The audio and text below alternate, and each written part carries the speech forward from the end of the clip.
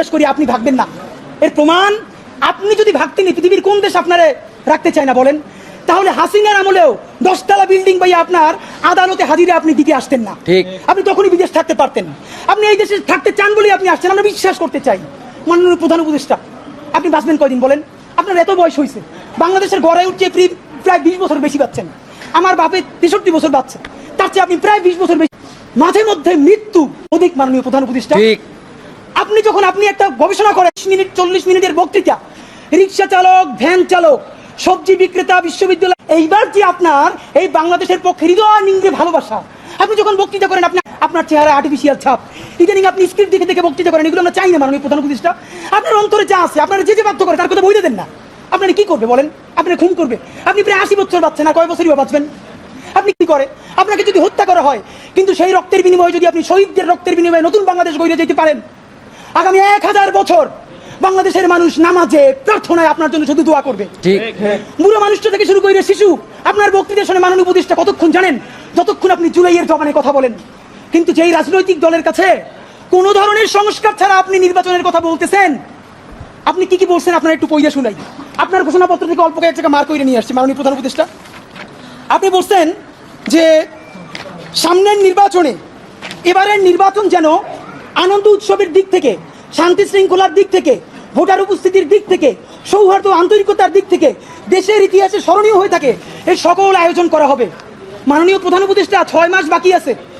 এই 6 মাসের মধ্যে আপনি এই উদযাপন কেমনে করবেন? নির্বাচন শুরু হইতে পারে না, এর মধ্যে মানুষকে হত্যা করতেছে রাজনৈতিক দল একটা আরেকটারে। তাহলে এই আমলা, এই পুলিশ, যেই পুলিশ রাজনৈতিক দলের ছত্রছায়ায় আবার হত্যাকাণ্ড ঘটাবে, আপনি তার দিয়ে কেমনে পারবেন? প্লিজ, আপনার এই বৃদ্ধ কাঁধে রাজনৈতিক দলগুলোর বন্দুককে রাখতে দিয়েন না। আপনি না পারলে কুইট করেন, ওরা নিজেরা বুঝে খাক। কিন্তু রাজনৈতিক দলের একমাত্র মুখপাত্র হইয়া বাংলাদেশের মুখপাত্র থেকে আপনি বিদায় নিয়েন না। আপনি নির্বাচনের কথা বলছেন, আমরা খুশি হয়েছি, কিন্তু ইতিহাসের স্মরণীয় নির্বাচন করার রোডম্যাপ কোথায়? বাংলাদেশের রাজনৈতিক দলগুলো আপনার সাথে মিটিং করে সামনে এসে বলে আমরা নির্বাচনের রোডম্যাপ দেখি নাই, আমরা হতাশ। ভিতরে কথা বলার চেষ্টা করলাম, আফসোস, রাজনৈতিক দলগুলো এত বদমাশ কেমনি হয় ভাই? ভিতরে তারা একটা বারও ভালো করে কোনো রাজনৈতিক তারা নির্বাচনের ম্যাপ দেয় না। প্রধান উপদেষ্টারে তারা গিয়ে বলে বড় দলগুলো, ওই পেট্রো বাংলার চেয়ারম্যানটা কিন্তু আমাদের লাগবে, অমুক বিশ্ববিদ্যালয়ের ভিসি কিন্তু আমাদের লাগবে, স্বরাষ্ট্র আর জনপ্রশাসন মন্ত্রণালয়ের সচিবটা কিন্তু আমাদের লাগবে। বাইরে এসে বলে আমরা নির্বাচন না দেখে হতাশ। একই দ্বিচারিতা। তা আপনার প্রতি অনুরোধ, এই যে আপনার বাইরে এসে বলে যে আপনি নির্বাচন দেন না, আপনি কেন প্রেস মিট করে বলেন না বিএনপি আমার পেট্রো বাংলা চাই, জামাত আমার স্বরাষ্ট্রমন্ত্রী চাই, এনসিপি আমার কাছে জনপ্রশাসন চাই, বলে দেন। ধরেন আপনি বইলে দিচ্ছেন, করবে কি? মারবে। আপনি এমনি একদিন মরে যাবেন, আজীবন বাঁচবেন। আপনি বইলে দেন না, ওদের নেংটা কইলে দেন। রাজনৈতিক শক্তির আমরা পক্ষে, কিন্তু রাজনৈতিক দলের নামে নিপীড়নের পক্ষে আমরা নয়। বন্ধুরা আমার, আপনি আরেকটা কথা বলেছেন, এখন থেকে প্রতিদিন আলাপ করুন আপনার এলাকায় ভোটদান ব্যবস্থা কেমন হলে সুন্দর হয়, কেমন হলে আনন্দমুখর হয়, সেটা আগে থেকে ঠিক করার জন্য, নতুন বাংলাদেশের কাজ করার জন্য সেইটি আপনারা প্রস্তুতি নেন। মাননীয় উপদেষ্টা, যমুনায় বললে হবে না, এলাকায় গিয়ে যদি এই এলাকা শুরু করি, আমার একটিটাই ছালবাকল উঠে আবার ঢাকায় পাঠাই। ঠিক, ঢাকার এলাকা কিন্তু এক না। এলাকায় সেই পরিবেশ আপনি তৈরি করতে পারছেন? এলাকার ওসি প্রতিদিন এখন বিএনপির উপজেলা সভাপতির ফোন করে ডায়াবেটিসের খবর নেয়। তা আমার কথা যদি বিএনপির বিপক্ষে যায়, আমার কথা যদি জামাতের বিপক্ষে চায়, তারা তো আমার দৌড়নি দিয়া কি করবে তা তো আপনি বুঝতে পারতেছেন না। প্রধান উপদেষ্টা, মাননীয় উপদেষ্টা, শেষের দিকে আপনার আরেকটা কথা আপনার বলা দরকার। আপনি এখানে খুবই স্পেসিফিকলি বারবার নির্বাচনের যে রোডম্যাপটা দিয়েছেন, আমরা অত্যন্ত খুশি হয়েছি। আপনার হাতে সময় আছে 6 মাস। আপনাকে চূড়ান্তভাবে আমরা কয়েকটা প্রস্তাবনা দিতে চাই। নাম্বার 1, এই 6 মাসের মধ্যে আপনি একটা আপার হ্যান্ড নেবেন। সেই আপার হ্যান্ডের চূড়ান্ত কাজ আগামী 1 সপ্তাহের মধ্যে আপনি ইন্টারিম ভেঙে দেন। ঠিক, এই ইন্টারিমের অনেক উপদেষ্টা এখন সামনে কেউ বিএনপির, কেউ জামাতের, কেউ এনসিপির মুখপাত্র হইয়া তাদের দলীয় এজেন্ডাগুলো আপনার সামনে রেখে বাস্তবায়ন করবে। এইটা আপনি হইতে দিয়েন না। আপনি অতি জলদি যেই নির্বাচনটা উপহার দিতে চান, তার জন্য ইন্টারিম ভেঙে দেন এবং অতি দ্রুত তত্ত্বাবধায়ক সরকার ঘোষণা করেন। এই ইন্টারিম ভেঙে দিয়া আপনি প্রধান হইয়া আপনি তত্ত্বাবধায়ক সরকার ঘোষণা করেন। আগামী 6 মাস মাননীয় প্রধান উপদেষ্টা, এটা অনেক অনেক বেশি ইনাফ, মোর দ্যান ইনাফ এই দেশে পাল্টাই দেওয়ার জন্য। আপনি কিছু বিপ্লবী সিদ্ধান্ত নেন। সেই বিপ্লবী সিদ্ধান্তের মধ্যে আপনি 1 নম্বরে বলেন, যেই যদি ক্ষমতায় আসবে ওয়াদা করতে হবে 72-এর সংবিধানকে বাতিল করতে হবে।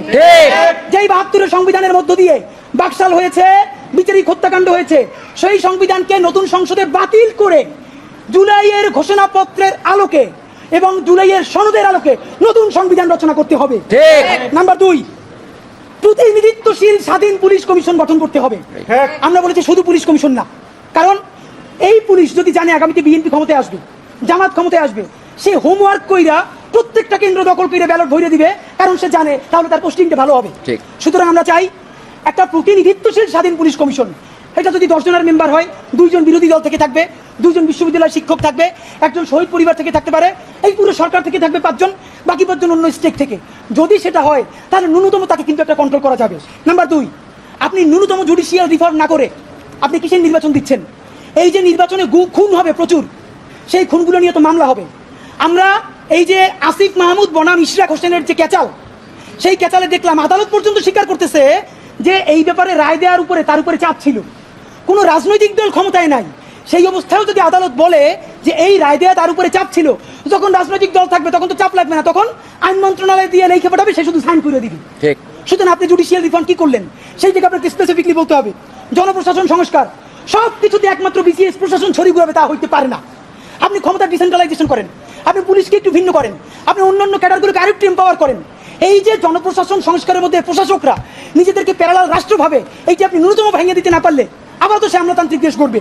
এবং আপনাকে সর্বশেষ আমরা বলতে চাই, আগামী 6 মাস আমরা আপনার কাছে অ্যাকশন দেখতে চাই। সেই অ্যাকশনটা হলো, এখন চলে আগস্ট মাস, আগস্টের মধ্যে আপনি ইন্টারিম ভেঙে দেওয়ার চূড়ান্ত রূপরেখা প্রণয়ন করেন।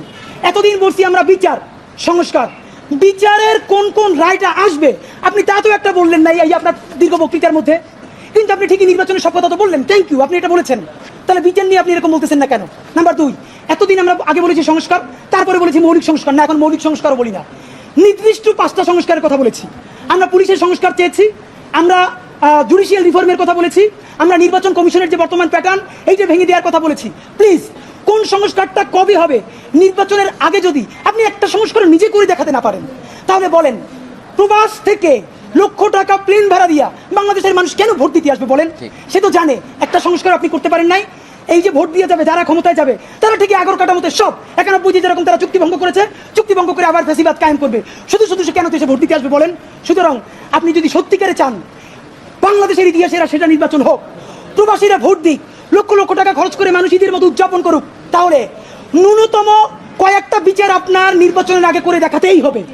এই ইন্টারিমের সকল উপদেষ্টাকে বিদায় দিয়ে নতুন ফ্রেশ তত্ত্বাবধায়ক সরকার গঠন করতে হবে এবং অতি দ্রুত আপনাকে রেভলিউশনারি কিছু কাজ করে দেখাতে হবে, যাতে মানুষ বিশ্বাস করে রাজনৈতিক দলগুলো আসলেও তারা কোনো ধরনের গাদ্দারি করতে পারবে না। এবং সর্বশেষ কথা, সকল রাজনৈতিক দলের সাথে বারবার বসেন উপদেষ্টা মহোদয়, একটা বার 1500 প্রায় শহীদ তার পরিবারের সাথে আপনার বসা দরকার হয় না?